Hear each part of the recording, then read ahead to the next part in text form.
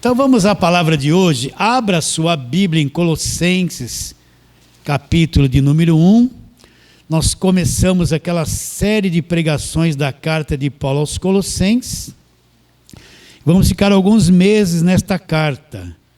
Esta carta só tem menos capítulo do que Gálatas, então o tempo será menor, mas vamos trabalhar nela e tentar sugar dela tudo que ela tem para nós. Então, Colossenses, capítulo de número 1, vamos ler versos 1 e 2. Abra sua Bíblia, acompanhe a leitura, tudo direitinho. Então, Colossenses, capítulo 1, versos 1 e 2. Paulo, apóstolo de Jesus Cristo, ou de Cristo Jesus, por vontade de Deus, e o irmão Timóteo. Nós já trabalhamos nesse verso 1. Agora nós vamos para o verso 2. Aos santos e fiéis irmãos em Cristo que se encontram em Colossos. Então ele está direcionando essa carta aos irmãos em Cristo lá de Colossos. Agora ele vai cumprimentar a igreja. Graça e paz a vós outros da parte de Deus, nosso Pai. Como que ele cumprimentava a igreja? Graça e paz a vocês. Essa graça e paz vem da parte de Deus, nosso Pai. Então vamos àquela perguntinha. Por que Paulo escreveu essa carta aos Colossenses? Você nunca mais vai esquecer isso. Você que já estudou Colossenses comigo, vai acrescentar mais conhecimento. Então a carta aos Colossenses é uma carta muito atual. Ela retrata o que acontece nos nossos dias, que já acontecia nos dias de Paulo.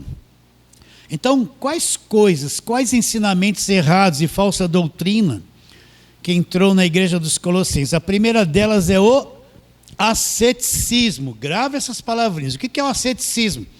São ensinamentos, doutrinas que são impostas para mim viver, que me trazem sofrimento, que trazem um controle excessivo na minha vida, que trazem uma disciplina exagerada que me controla e me tira toda a liberdade de viver, que quer penalizar a minha carne, que enche a minha vida de regras religiosas. E eu só sou salvo se eu cumprir essas regras religiosas. Você quer ver um tipo de asceticismo? Vou citar aqui direto. É ficar sem comer. Falou que, olha, tem que fazer muito jejum. Essa casta não sai se não for por jejum e oração. Você vai ver no Velho Testamento, todo aquele povo jejuava muito na Velha Aliança. Você vai ver Jesus em Mateus capítulo 4. Ele fez 40 dias de jejum e foi ser tentado pelo diabo no deserto. Mas depois da cruz não tem mais esse tipo de prática. Todas as coisas já foram concluídas e consumadas. E o que é o jejum? Na mente das pessoas, eu vou ficar sem comer, Deus vai me favorecer, Deus é obrigado a responder. Eu vou vencer certas coisas se eu fizer jejum. Deus vai me dar vitória se eu fizer jejum. Eu vou conquistar coisas se eu fizer jejum. Aí ele fica sem comer, penaliza a carne, traz sofrimento para ele mesmo, mas a mente dele não mudou. Vocês estão entendendo? Então ele acha que ficou sem comer, Deus é obrigado a fazer alguma coisa para ele. Ele vai estar mais poderoso, o diabo mais fraco, porque ele ficou sem comer. Ele acha que isso vai fazer alguma coisa para a vida dele. E ele não conhece nada, a mente dele não evoluiu em conhecimento. Vocês estão entendendo? Gnosticismo é essas coisas que são impostas, que me penalizam, mas não mata a minha natureza humana, não me torna melhor, não me aperfeiçoa, traz sofrimento para mim. Ela vem através de mentalidade humana, presa na religião, cheia de doutrinas que trazem peso, cheia de doutrinas de proibições, que controlam e manipulam a mente da pessoa. Você entende o que é o gnosticismo? Você já fez coisas em nome de Jesus na igreja que você passou que te trouxe sofrimento? Se a pessoa é uma pessoa dar tudo que ela tem financeiramente, falar que em nome de Deus para melhorar financeiramente, ela é explorada, isso é um asceticismo. Isso aí entrou na igreja dos Colossenses. Que outra coisa entrou lá? Vamos trabalhando. O gnosticismo. O que é o gnosticismo? eu tenho um corpo de carne que tem emoções e sentimentos. Ele sente coisas. Se ele ouvir uma música que mexe com as emoções, ele vai ser envolvido pela música, né? Ele tem sensações, ele tem emoções. Ele tem pensamentos ruins e bons. Então ele quer um Deus que venha satisfazer as emoções dele. Então ele quer um Deus que venha lhe trazer sentimentos agradáveis. Eu quero sentir Deus na minha carne. Eu quero sentir um Deus nas minhas emoções. Eu quero um Deus que me emociona.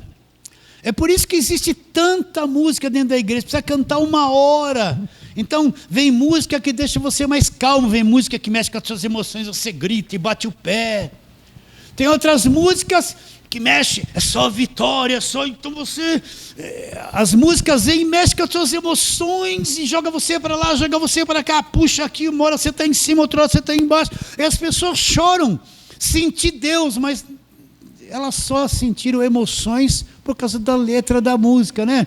A pessoa está triste lá na igreja, então ela vai ouvir: irmãos amados, sei o quantos têm chorado, é vitória. Vai chorando, geme, ela quer vitória, geme, chora. Ela vai começar a gemer e chorar na hora. Foi influência, porque as emoções dela, ela entrou ali presa. Sei o quanto tem chorado, é mesmo, Jesus. Quer vitória?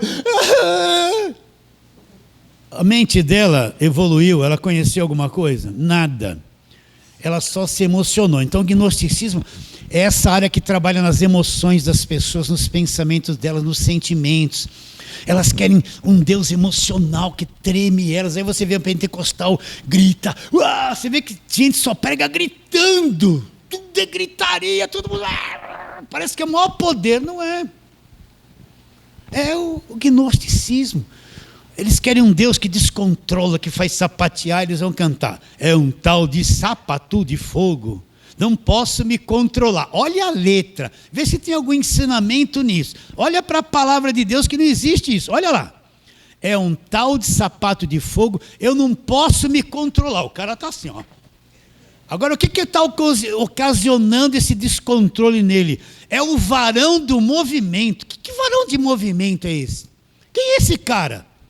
Varão de movimento que chegou para movimentar. Então chegou um varão, um anjo, alguém do movimento, e está todo mundo com as pernas duras fazendo assim, é o varão do movimento.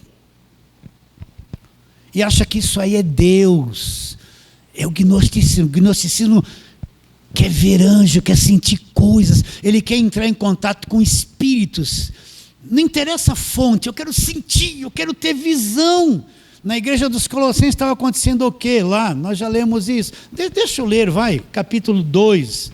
Não precisa abrir a Bíblia, só olha, para a gente não gastar muito tempo. Capítulo 2 de Colossenses, está ali, verso 18. Ninguém se faça árbitro contra vós outros, pretextando humildade, capítulo 2, verso 18. E culto dos anjos, baseando-se em visões, enfatuados sem motivo algum na sua mente carnal. Então, na igreja dos Colossenses, tinha essas pessoas, com a mente carnal delas, elas tinham muitas visões. Então, imagine você dentro, olha só, presta atenção. Imagine você dentro de uma igreja com 500 pessoas lotadas. Você está ali, você vai ser sugestionado, presta atenção. Olha, meu irmão, você vai ter visão, o poder de Deus está descendo, receba. Daqui a pouco uma irmã lá no meio... Você já começa, vocês estão entendendo? Já começa a ser sugestionado. Daqui a pouco, começa a pipocar coisa. Você está naquilo ali, olha o poder, o anjo vai descer, vai acontecer. Daqui a pouco, na tua mente, você começa a ver um montão de coisas. Você está sugestionado, a tua mente está capturada. A mente carnal começa a imaginar coisas. Daqui a pouco você está num ambiente de gritaria, gente tremendo, o poder vai descer, vai acontecer, que daqui a pouco você está envolvido tanto naquilo, começa a ver um montão de coisa. O que vier na tua cabeça, você acha que é Deus. É Deus te dando visão, revelação. Então lá estava cheio de gente assim, revelando coisas, dominando a vida das pessoas por suas revelações produzidas por uma mente carnal, que Paulo fala, é uma mente... não foi renovada pela palavra de Deus, ela vive na base das emoções, da carne. E você pode ver, você pode ir na tua mente agora viajar, você pode ir lá no contato da chave do teu carro, olha lá, não está aí na tua mente? Se você soltar a tua mente no ambiente repleto de gente gritando, a tua mente viaja no campo religioso, você vai ver até anjo com bandeja de prata. E quem vê essas coisas começa a dominar a vida de todo mundo. Deus me revela, Deus manda te dizer, eu vou te dar um recado, Deus me revelou. Eles falam que é o dom de revelação, que é uma mentiraiada, uma falsidade tremenda. Então eles estavam lá nos Colossenses fazendo culto para anjos. Imagine você, num culto, em vez de direcionar para Jesus, você vai direcionar para anjos. Não tem nada a ver. O verdadeiro culto, Cristo é o centro de toda adoração, do louvor e da palavra. Não é anjo. Está bem claro isso na sua mente. Essa turma estava na igreja dos Colossenses. O que mais estava lá? O misticismo. O que é o misticismo? Você vai num culto, tem um pouquinho da macumba, um pouquinho do espiritismo, um pouquinho do catolicismo e um pouquinho de Jesus. Tá? É uma mistura das religiões num culto que quer se prestar a Deus. Entende? Então, sal grosso, rosa. Eu lembro uma vez que estava na praia, era dia de Iemanjá. E lá, eu era jovem, não sabia de nada disso, jovem terrível, desobediente, né? Peguei até o talco de Iemanjá, passei tudo em mim, estava vermelhão, queimado. Pus uma rosinha dela na orelha assim, né? Jovem, não conhecia Jesus, era terrível, encapetado, né? Pastor, o senhor foi assim, um pouquinho pior. Só estou contando um detalhezinho. E lá via aquele monte de rosa, aquele barquinho, não é? Perfume, não é? Eu tinha um amigo que era pai de santo. Um dia eu fui lá no terreiro, era sal grosso para cá, sal grosso para lá. Ele veio fumando cachimbo, fazia assim, passava a mão em mim. Agora você vai numa igreja evangélica, presta atenção, você tem que pensar, tem que ter conhecimento. Você vai numa igreja evangélica, aquela mesma rosa da Iemanjá ou da Pombagira, será que eles falam? Está dentro da igreja, só que ela virou Jesus. E ela tem um poder, esse poder vai te libertar. Vocês estão entendendo? Ela virou Jesus. Eu ia no catolicismo, tinha água benta, fazia sinal da cruz. Não estou falando mal do católico. Lambia, era criança, lambia água benta. Eu via o padre com aquele negócio, tchá, tchá, tchá, aquele, nessa é um pouco de fumaça, aquela água. Agora virou água ungida. Põe um copo de água em cima da televisão, põe um copo, beba, copo de água, e tudo virou. Entrou na igreja esse misticismo, uma mistura de coisas. Vê se nas cartas do apóstolo Paulo tinha um culto específico para isso. Manifesta demônio. Aqui está cheio de demônio. Vocês estão tudo crente endemoniado. Apaga a luz, que é aquela coisa escura. Tudo. Agora manifesta demônio. Manifesta. Vê se Paulo invocava nome de demônio. Nunca existiu isso. Você vai num culto que fala que é sexta-feira 13, sexta-feira forte, só invoca um demônio. É uma macumba em pessoa. Vocês estão entendendo? Então você vai numa igreja evangélica que tem objeto orado, chavinha orada, rosinha ungida, água do Rio Jordão, um pouquinho de óleo, um frasquinho que suco de uva que eles falam que é o sangue de Jesus. Ele é uma sarça ardendo, é um tecido do apóstolo, é um papel com a mão do missionário desenhado para você levar a mão dele para casa e pôr na cabeça, e bebe água. É uma verdadeira feitiçaria. Não é culto, meus irmãos, é uma verdadeira feitiçaria. Então, o misticismo entrou lá. Vamos ler 2, Colossenses 2, olha lá o que Paulo fala. O que isso ocasiona na mente das pessoas? Olha lá, verso 6 do capítulo 2. Não, verso 8. Cuidado, Paulo está mandando tomar cuidado, que ninguém vos venha enredar, prender você numa rede, deixar você preso, aprisionado. Qual é a rede? Olha lá, filosofia. Olha lá, repare bem, vãs sutilezas, conforme a tradição dos homens, conforme os rudimentos do mundo religioso, que se pratica no mundo religioso, e não segundo Cristo. Essas coisas não vêm de Cristo. O que são essas coisas sutis? Presta atenção. Eu não conheço o Evangelho. Eu estou num lugar que se chama igreja, eu não conheço o Evangelho, eu estou começando agora. Aí vem um pastor, ele vai trazer uma sutileza. Eu estou desprotegido, porque a verdade me protege. Mas quando eu não conheço a verdade, eu estou entregue a qualquer coisa. Aí vem um pastor com envelope cor de ouro. Presta atenção. Olha, faça uma oferta grande, cor de ouro, você vai ser abençoado. Eu consagrei lá no Monte Santo que eu subi esse envelope. E Deus me falou, me revelou lá. Eu vi, abriu uma porta para mim. E Deus me disse, aquele que pegar o envelope e cumprir isso, Deus vai abrir porta de trabalho, o filho vai se converter, você vai ficar rico, vai prosperar, vai ter casa, vai ter carro. Fala isso. A pessoa não conhece o Evangelho. Então vem uma sutileza, por trás da sutileza tem uma intenção escondida. Precisa arrecadar tanto, vocês estão entendendo? Aí vem essa coisa sutil, quem não está protegido, não conhece o Evangelho, ele vai... Aquela irmã simples vai abraçar isso, aquele homem que está em conflito vai abraçar isso. Aquela esposa que o marido não está se dando bem com o marido que ela veio na igreja, ela vai achar que se ela fizer isso, o marido vai melhorar. É uma coisa sutil, não parece verdade? Um homem falando, um homem que fala que é homem de Deus, trabalhando na mente da pessoa com uma sutileza. A pessoa vai ficar presa, uma rede pegou a cabeça dela, ela não tem proteção, ela não conhece o Evangelho. Deixa eu repetir as mesmas coisas. Por isso que nós precisamos trabalhar no Evangelho muito, porque você tendo conhecimento, você fica protegido. O conhecimento do Evangelho cria um escudo de fé. E tudo que não é a verdade bate e cai, não entra mais na tua mente. Quem não conhece o Evangelho, principalmente quem vive preso no Velho Testamento, é uma porta aberta para tudo quanto é tipo de sutileza entrar na cabeça dele. Uma hora é o cajado de Moisés ungido que vão distribuir, não é? Sim ou não? Aí tem aquela arquinha da aliança, uma aliança falida, aquela arca da aliança é uma coisa falida, não serve mais para nada, aí vão dar uma arquinha ungida, que é Deus na vida dela. Então, as sutilezas vêm, você não conhece nada, você vai se tornando uma pessoa cativa por essas coisas, porque você vai pensar que crer em Deus é crer nisso. E vai ficar escrava disso durante muitos anos. Se o Evangelho não chegar até você, vai ficar 10, 15, 20, 30 anos escravizada por isso. Que outra coisa entrou na igreja dos Colossenses, olha lá, capítulo de número 2, né?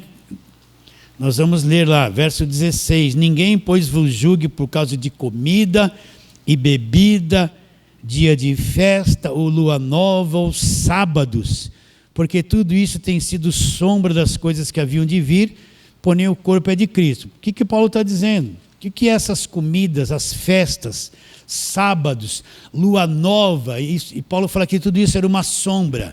Isso tudo eram as coisas praticadas na lei. Também lá nos Colossenses tinha os praticantes da lei, que queriam trazer o judaísmo para dentro da igreja. Então eu vou falar isso de novo. Você mais velho está cansado de ouvir, mas precisa falar. A velha aliança acabou na cruz. O que é o Velho Testamento? É o Evangelho? Não. Velho Testamento, história do povo judeu, a aliança que Deus fez com a nação judaica. Tinha as 12 tribos, tinha a lei, as festas, os rituais, os sacrifícios, os sacerdotes, o templo, e era aquilo. Os gentios não tinham parte na aliança dos judeus com Deus. Então o Velho Testamento, se eu quiser aprender, é maravilhoso. Deus fez coisa linda no Velho Testamento. Claro. Deus fez milagres extraordinários. Claro, Deus estava lá. O próprio Deus deu o Velho Testamento. Porém, quando Cristo vem, morre na cruz, Ele cumpre a velha aliança, cumpre os sacrifícios. Uma coisa cumprida é como uma dívida. Você deve R$1.000, vai no banco, paga. Ela existiu. Você cumpriu o pagamento, acabou, não existe mais. Então Cristo cumpriu a velha aliança, foi o último sacrifício. Acabou a velha aliança. Dali para frente, quando ele vai para a cruz, derrama o sangue dele, começa o Novo Testamento no sangue dele. Aí é que começa o Evangelho. Se eu não dividir velho do novo, eu nunca vou entender o que é Evangelho. Vou ter uma cabeça travada, não vou ter certeza de salvação. Se eu não conhecer claramente as cartas de Paulo, porque a ele foi revelado o Evangelho da graça de Deus, Então, eu vou viver uma vida misturada velho com novo, e o velho vai me escravizar, vai se tornar um véu na minha mente que me impede de passar pela cruz. O que Paulo fala em Romanos 10,4? Porque o fim da lei é Cristo. Para quem isso é válido? Para a justiça daquele que acreditou nisso. Então, quando Paulo fala o fim da lei é Cristo, Paulo sabe, Paulo era judeu, servidor de Moisés, conhecia toda a lei, era muito importante no seu tempo, sendo jovem. Então, quando ele fala que o fim da lei é Cristo, ele sabe que tudo aquilo que ele fazia acabou na cruz. Acabou na cruz. E o que mais escraviza as pessoas na igreja é o Velho Testamento. Aquilo que já acabou. De onde vêm as campanhas, votos, sacrifícios, jejum? Tudo o Velho Testamento. Corrente disso, corrente daquilo, tudo o Velho Testamento. Os propósitos, voto, tudo o Velho Testamento. Uma coisa que já foi abolida na cruz. Na nova aliança é viver pela fé no que Cristo fez por nós. Acabou toda a velha aliança. Então esse pessoal estava lá também. Então olha como isso é atual. Essa carta aos Colossenses é uma carta que nós estamos vivendo hoje. Então Paulo escreveu esta carta para quê? Para mostrar que os colossenses se envolveram com tudo isso, eles perderam Cristo de vista, a obra da cruz de vista, o sacrifício perfeito de vista. Essas coisas ocuparam tanto a cabeça e o coração deles, que eles perderam o que foi feito, o que foi consumado na obra de Cristo na cruz. Então o Evangelho, Cristo é o centro da nossa fé. E o que ele fez na cruz já está consumado, é o que é o Evangelho. O que aconteceu na cruz e os benefícios que vieram de lá para mim. E eu vivo pela fé naquilo que foi feito e foi consumado. A verdadeira fé não tem espaço para outras coisas, objeto orado, água ungida, revelações de um, revelações de outro, não tem espaço para a lei, não tem espaço para o misticismo, misturar um pouco de cada fé e falar que eu estou servindo a Deus, porque é isso que apaga, cria um véu e eu não consigo ver que tudo já foi feito, já está consumado e já houve a mudança, e eu já fui salvo, já fui, não vou ser. E nem estou lutando para ser. Não é uma carta atual, não é a linguagem de hoje isso. Então Paulo escreve essa carta dizendo, Colossenses, e aí Paulo vai dizer, Cristo é a imagem do Deus invisível, Ele é o primogênito de toda a criação. Nele, Ele é o Criador dos dois mundos, Ele é Deus que se fez homem e veio cumprir a velha aliança. Vocês estão se desligando de Deus para acreditar em falsas doutrinas. E vai trabalhando nisso, conforme nós vamos trabalhar essa carta inteira. Mas no verso 2 do capítulo 1, onde nós estamos, o que Paulo fala? No verso 2, aos santos e fiéis irmãos, ele está endereçando esta carta aos santos e fiéis irmãos em Cristo que se encontram em Colossos. Agora ele diz, graça e paz. Ele cumprimentava a igreja com dois pilares do Evangelho. Graça e paz. Graça, por isso que eu cumprimento vocês. Eu não vou cumprimentar vocês com paz de Deus, paz do Senhor. Eu vou cumprimentar vocês, graça, com duas verdades. Graça e paz. Graça e paz. E isso vem de onde? A graça e a paz. Aí ele diz, da parte de Deus nosso Pai. Então vamos trabalhar na primeira palavra, graça. Para mim entender a graça, eu tenho que entender o estado do ser humano. Porque o homem acha que ele se esforçando, ele vai ser salvo. O homem acha que ele se esforçando na religião, ele é capaz de manter a salvação dele. O ser humano acha que ele que decide crer em Deus. Eu vou me decidir, se eu não quiser eu não creio. Se eu quiser eu creio. Está no meu poder ser salvo ou ser perdido. O homem acha que ele praticando coisas bonitas, ele vai ser salvo por praticar coisas bonitas. Deus vai se agradar e vai salvá-lo, porque ele praticou coisas bonitas. O homem acha que ele tem poder de salvar-se a si mesmo. E no Evangelho da Graça é totalmente ao contrário. Deus deixa claro que o homem é incapaz de fazer alguma coisa para salvar-se a si mesmo. Deus deixa claro que o homem tem uma natureza humana caída, ele é pervertido, estragado, e ele é incapaz de salvar-se a si mesmo. Deus deixa claro que o homem nasce morto nos delitos e pecados. Nasce morto. Deus deixa claro que ele está preso nessa natureza humana perdida, e por ele mesmo ele nunca vai querer saber nada de Deus. Ele pode se tornar um religioso, mas do Deus verdadeiro ele é incompatível, ele não tem, porque a natureza humana não tem poder para conhecer a Deus, se Deus não se revelar a ela. Então, para mim entender a graça, eu tenho que estar convicto que a natureza humana é incapaz, ela é imprópria, ela é pervertida, ela é estragada, ela está em decomposição. Você já viu uma coisa em decomposição? Não é? Você mata um bicho morreu lá, um cachorro morreu, ficou lá. Você vê ele, ai, coitadinho, morreu na beira do caminho ali. Um dia você passa, está cheio de bichinho comendo ele. Não é horrível isso? Está se decompondo. Então a natureza humana é uma decomposição.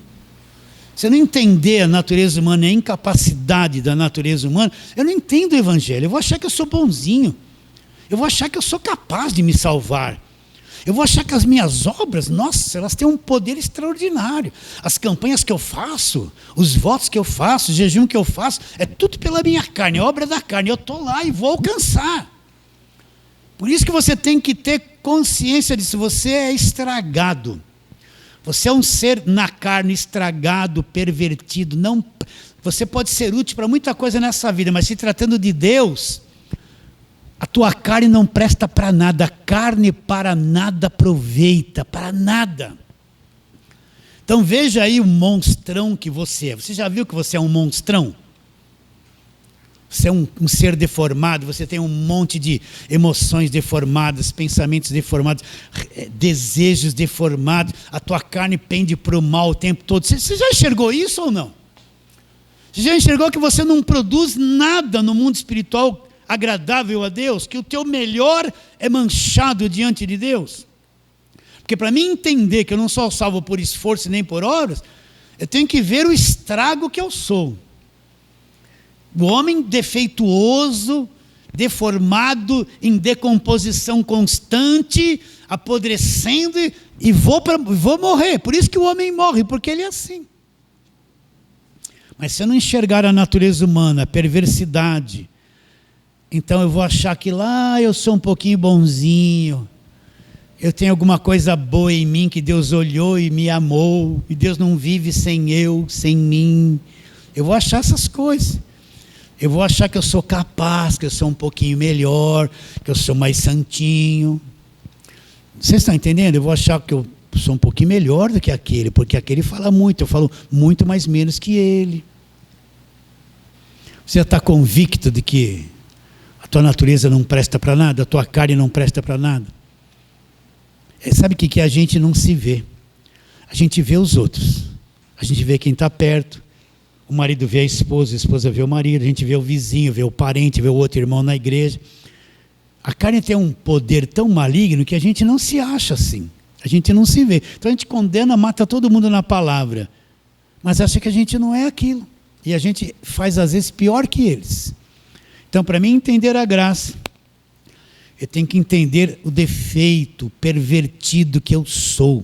A minha natureza caída. Se eu não entender isso, eu não entendo a graça. Então vamos trabalhar na palavra, vamos a alguns textos. Romanos, Paulo deixa claro isso em Romanos capítulo de número 3. A partir do verso 10. Romanos 3, 10. Deus abre o nosso entendimento para entender isso com clareza. Então, Romanos 10, como está escrito, olha a descrição que Paulo fala daquilo que somos. Eu não tenho poder de fazer você entender e de te impressionar, mas eu gostaria que você saísse daqui hoje assim, surpreendido, sabe? Que monstro que é a minha natureza humana, aterrorizado com aquilo que você é na tua natureza humana. Saísse aqui perturbado com a tua natureza humana e falar, como é que eu estou preso nisso? Preciso me libertar disso. Como está escrito, não há um justo, nem sequer um. Não há quem entenda, não há quem busque a Deus. Então não há um. Todos estão perdidos. Aí ele diz, todos se extraviaram, toda a raça humana, desde Adão até nós. E juntos, todos juntos, uma massa só, se fizeram o quê? Inúteis. Então essa tua natureza humana e a minha e de toda a raça humana, juntos, grudando um no outro, nós nos tornamos inúteis. Na ótica de Deus, a natureza humana é uma coisa inútil. Inútil não presta para nada, não serve para nada. É um caos total. Como é que alguém inútil assim pode querer produzir alguma coisa boa? Uma massa, azedou a massa. Como é que dali do meio do azedo vai sair uma massa doce, se tudo está estragado? Só pode sair coisa azeda estragada. Eu gostaria que você se visse na alma, um monstro. Vou brincar com você. Suponhamos que você traga um boneco de cera aqui, bonitão, super-homem, né? O S aqui na frente. Aí você queima um monte de coisa em volta dele. Aí o calor faz o quê com a cera? Vai derretendo, né? Daqui a pouco aquele rosto bonito fica assim, ó. Daqui a pouco os braços ficam assim, no fim parece um fantasma. Nossa, como é que pode? É assim que a carne é por dentro. Você é um monstrão. Você se olha assim lá no espelho, ai que bonito, né? Todo mundo se acha bonito, por mais feio que for, sou lindo. Não é assim? Você se acha, né? Tá carequinha aí, ai que gato. A irmã ficou velhinha, esticou, ai, é uma gata.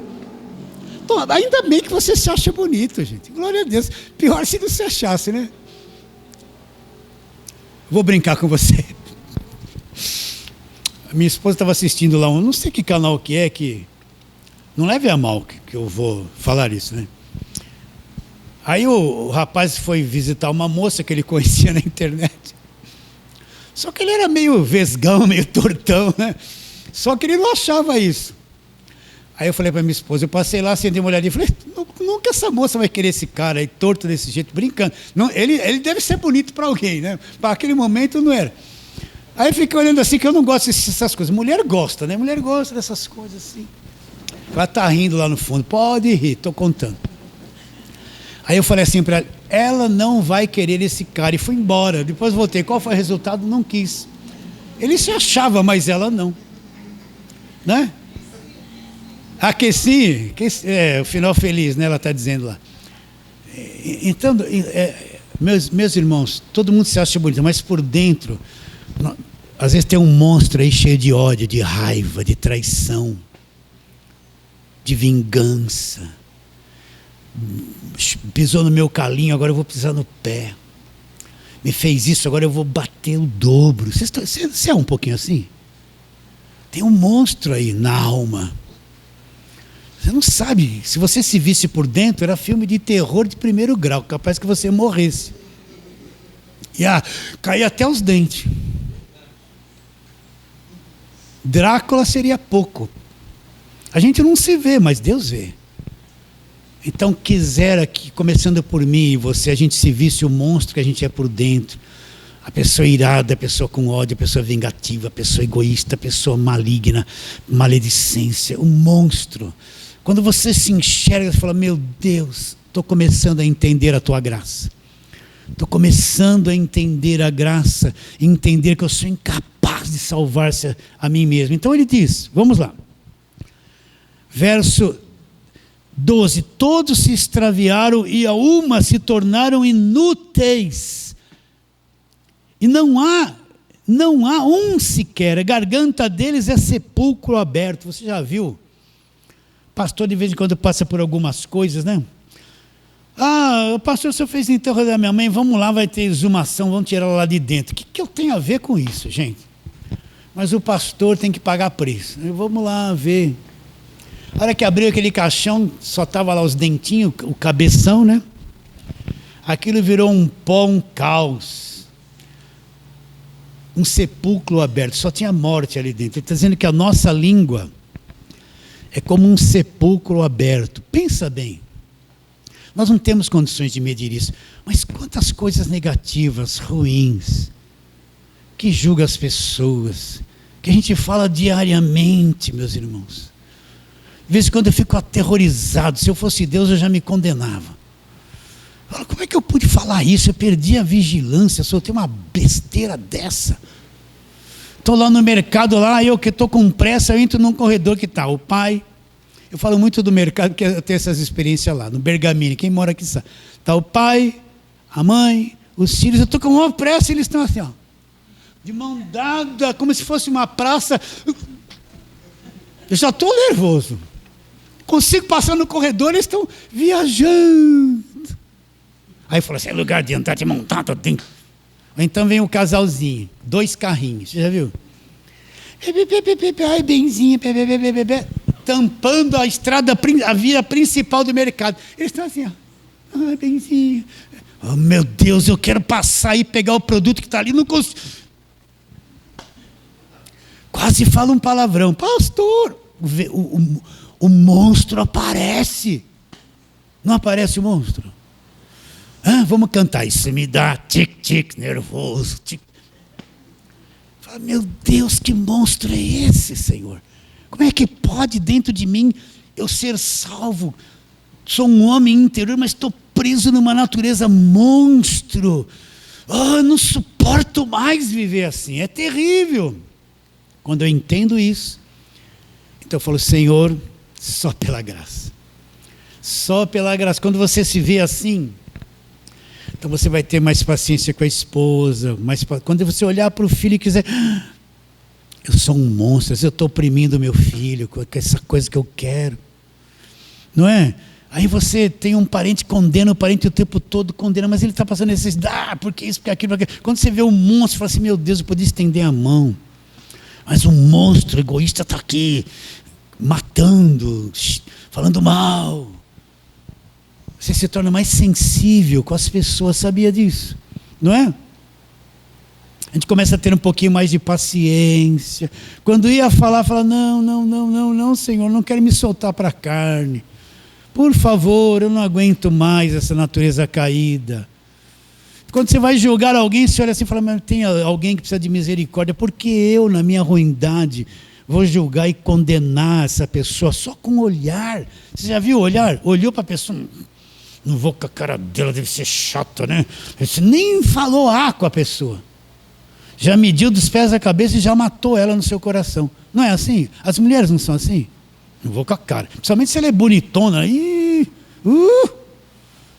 Já fica até enciumada. O monstro. Não há um sequer. A garganta deles é sepulcro aberto. A gente fala muita coisa ruim, muita coisa venenosa. Por isso que é veneno de serpente a língua. Continuando. Nos seus caminhos, olha lá, os seus pés, verso 15, são velozes para derramar sangue. Está vendo essa guerra aí? Essa guerra de Israel, essa guerra da Rússia. Seus pés velozes para derramar sangue. Velozes para derramar sangue, para destruir, para matar. A natureza humana. Nos seus caminhos há destruição e miséria. Desconhece o caminho da paz, não há temor de Deus diante dos seus olhos. Você entende o que eu estou dizendo ou não? Deu para se localizar na natureza humana? Deu para se localizar? Então não pense que você vai produzir uma coisa que vai lhe dar condições de salvação. Não pense que você vai fazer uma obra externa, bonita. Os homens é capaz de falar, muito bem, você está de parabéns, você é super santo. Não pense que isso te dá condições de salvação. Por isso que para o homem é impossível ser salvo por esforço próprio. É impossível. Isso é a víbora. A tua natureza é pior que o diabo. porque ela vive grudada em você o tempo todo. Você acorda com ela, dorme com ela. Ela traz até sonho ruim na tua cabeça quando você está dormindo. Já sonhou que está em aflição? Um dia eu sonhei que eu estava na ponta de uma torre, como se fosse essas torres lá da Avenida Paulista. Aquela altura, eu lá e quase escorregando. Eu falei, meu Deus, como eu vou descer isso? Ai, como eu vou descer isso? Aí eu falei, eu estou sonhando. Ai. Não, era o diabo no seu sonho, pastor. Não. E nem quando eu desci, não sei nem como foi no sonho, foi um segundo que eu acordei, não era Deus também, era a minha natureza ruim, em aflição, até dorme com aflição. Vocês entendem isso ou não? Você já passou por isso? Então, estou olhando para um monte de defeituoso aqui, você está olhando para o maior defeituoso aqui. Né? Sim ou não? Então, quando eu compreendi isso, Senhor, aí começa a verdadeira adoração. Enxerguei depois de anos o que Jesus fez por mim, eu quero te adorar. Aí você vai adorar, você não está, me dá, minha filha, meu marido. Chega assim, Senhor, eu estou na tua presença, eu não vou pedir nada. Eu só quero te adorar. Fica quieto aqui dentro, te adorando e te dando graças, te adorando e te dando graças. Acabou a marrudez, o orgulho, a sua super santidade, entende? O seu pedestal humano. Acaba isso. E você olha para a cruz e fala, Senhor, 1000 graças. Sou salvo pela graça. Se não é aquilo da cruz, eu estou condenado e destruído e estragado. Aí está o homem lá jejuando de paletó e gravata, estou com o joelho no chão, pé Deus à prova, estou aqui, meu Deus, em nome de Jesus, eu estou aqui jejuando, pagando o preço, vai ter que me responder. Em nome de Jesus eu ordeno, eu decreto, eu declaro, eu exijo. Deus está olhando para ele e fala assim, olha o monstro ali preso na Lagoa Negra. Está na Lagoa Negra ali, está exigindo, determinando, eu determino, eu declaro, eu exijo, eu tomo posse, eu, olha o verme falando um montão de eu, não dá em nada, e não conhece o evangelho, a mente dele não evoluiu. É impossível uma pessoa que está 30 anos na igreja, pegando uma rosinha, acreditando numa aguinha, depois de 30 anos não evoluiu nada, ainda está pegando essas coisas e dando para outros. Culpa da liderança que não levou ela a evoluir, prendeu a mente dela no engano. Já está claro que é incapaz para nós sermos salvos por obras? Sim ou não? Então, vamos lá ao verso... Efésios capítulo 2. Eu tinha mais outros textos aqui, mas vamos deixar para lá. Não há um justo sequer, todos se extraviaram e juntos a uma se tornaram pessoas inúteis. Vamos ler o capítulo 2 de Efésios. Olha o nosso estado. Efésios 2:1, Ele nos deu vida. Quando é que Ele nos deu vida? Foi Ele que deu vida, não fomos nós que conseguimos. Nos deu vida estando vós mortos, como nós estávamos mortos nos delitos e pecados, e nesses delitos e pecados, nos quais andassem outro tempo, segundo o curso do mundo. A gente seguiu o curso do mundo. Esse mundo tem um curso de morte e de destruição, de perversidade. Nós estávamos nesse curso. Segundo o príncipe da potestade do ar, o espírito que agora atua na igreja, nos crentes não, nos filhos da desobediência, entre os quais todos nós andamos outrora, segundo as inclinações da nossa carne, fazendo a vontade da carne e dos pensamentos, e éramos por natureza, desde nascimento, olha aqui, éramos por natureza filhos da ira, como também os demais. Agora Deus começa a agir, mas Deus sendo rico em misericórdia, olha a misericórdia dele, por causa do grande amor com que nos amou, estando nós mortos nos delitos, nos deu vida com quem?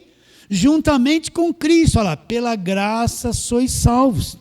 E juntamente com ele nos ressuscitou. Olha, Novo Testamento em ação, nos deu vida, não foi junto com Moisés, com lei de Moisés, não foi com nada do Velho Testamento, nos deu vida juntamente com Cristo, pela graça sois salvos, e juntamente com ele, tudo ligado a ele, nos ressuscitou, nos fez assentar nos lugares celestiais em Cristo, para mostrar nos séculos vindouros a suprema riqueza da sua graça, em bondade para conosco, ligados em quem? Em Cristo Jesus. E agora vem a dinamite. Porque pela graça sois salvos, mediante a fé. Isto não vem de vós. Não, não pode ser. Porque pela graça sois salvos, mediante a fé. E isto não vem de vós, é dom de Deus. Agora ele liquida com a natureza humana. Não de obras, para que ninguém se glorie. Então olha lá. Pela graça sois salvos mediante a fé. Esta fé não vem de vocês, a carne não produz fé. Todos se extraviaram e juntos se tornaram inúteis. Não vem de vós, é um dom de Deus. Então, para uma pessoa como nós crer em Jesus Cristo, Deus veio sobre essa pessoa e realizou uma obra dentro dela. Teve que vencer, capturar, subjugar essa natureza caída e lá no espírito dela fazer uma obra para que ela cresça em Deus. Carne alguma vai crer em Deus. Quem não nasceu de novo é carne pura, natureza humana caída, não tem vida em si mesmo, está debaixo de condenação. Então essa fé que você teve um dia, Deus trabalhou dentro de você, injetou isso dentro de você, rompeu com o cativeiro da carne e você acordou e creu em Jesus Cristo. Não vem de vós, é um dom, é uma dádiva de Deus. Não vem de obras, de coisas que vocês fazem. Não vem de coisas que vocês fazem. Não vem de obras, para que ninguém se glorie. Vamos ver isso aqui. João, vamos lá, João.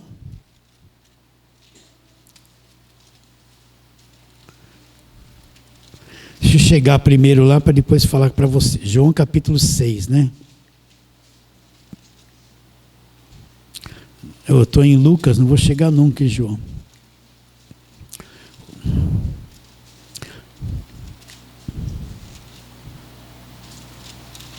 João capítulo 6,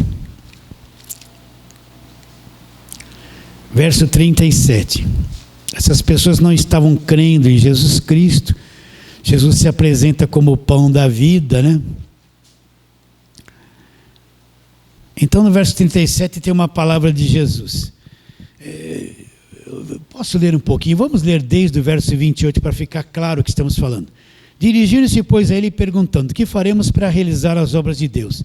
Essas pessoas esperavam que Jesus fosse dizer: faça isso, faça aquilo, paga o preço, isso é obra de Deus. Respondeu-lhe Jesus: a obra de Deus é essa, que vocês acreditem naquele que por ele foi enviado. A obra de Deus, Jesus disse que não é fazer um montão de coisa, é acreditar nele. Então lhe disseram: que sinal fazes? Mostra alguma coisa, nós queremos ver sinal. Que sinal fazes para que vejamos e creiamos? Quais são os teus feitos? Nossos pais comeram maná do deserto, como está escrito: deu-lhes de pão do céu. Replicou-lhe Jesus: em verdade vos digo, não foi Moisés quem vos deu o pão do céu.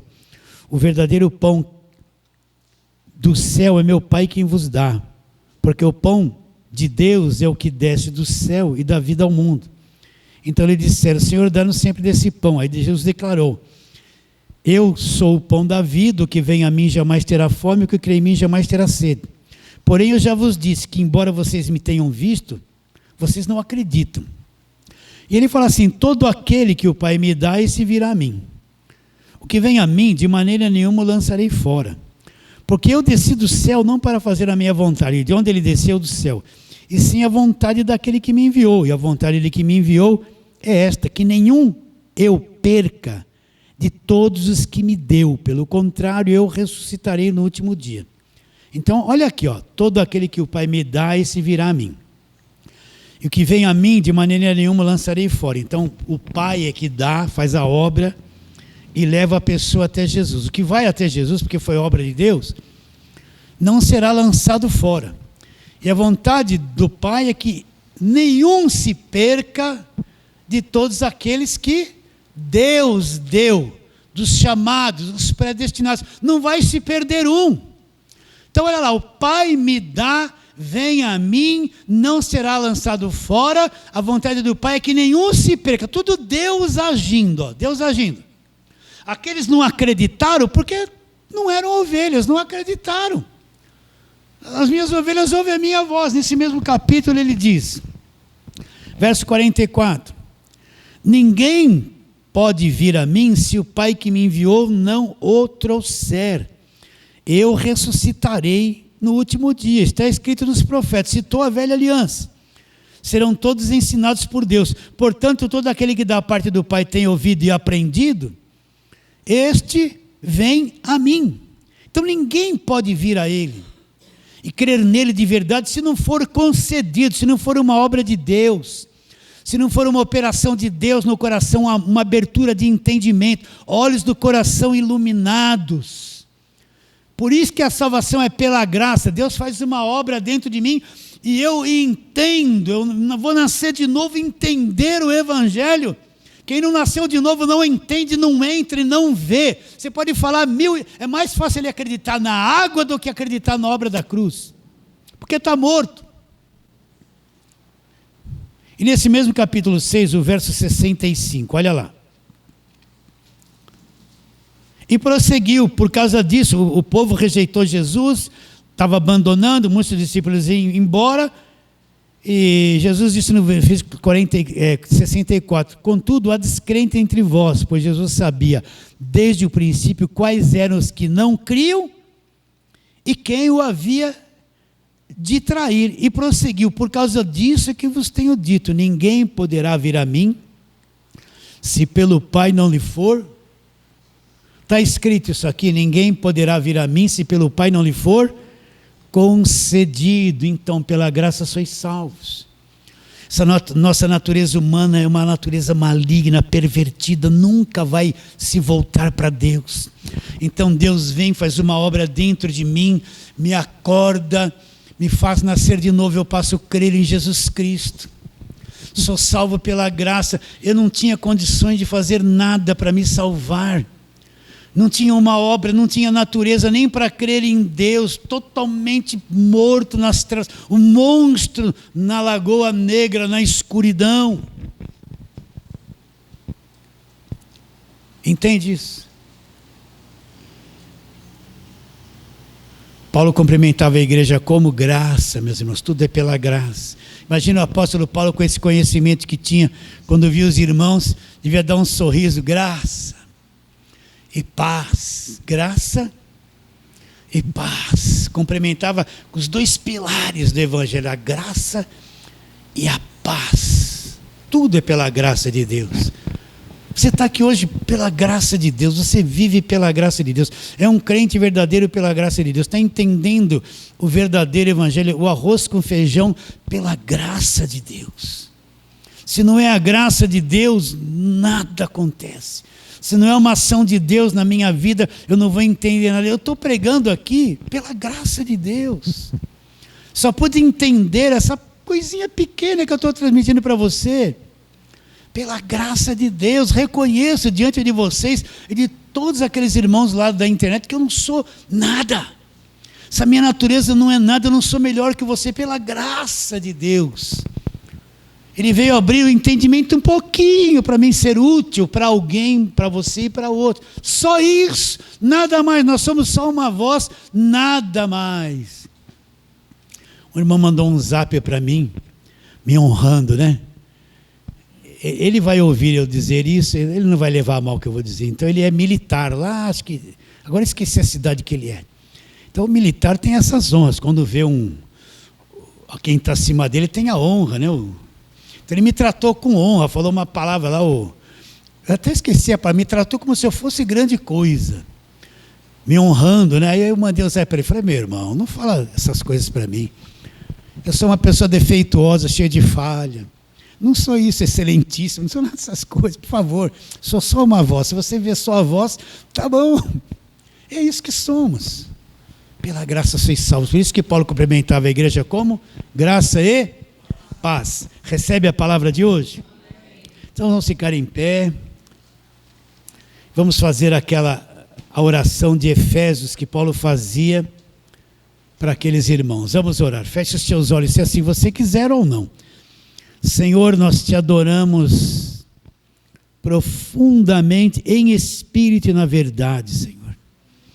E que alegria poder falar, ouvir a tua palavra e saber que a tua palavra é viva, é espírito e vai despertar os chamados, os escolhidos de Deus, os predestinados, Senhor. Assim alcance aquele coração lá longe, aonde essa voz chegar. E que haja um despertamento de entendimento, revelação da verdade.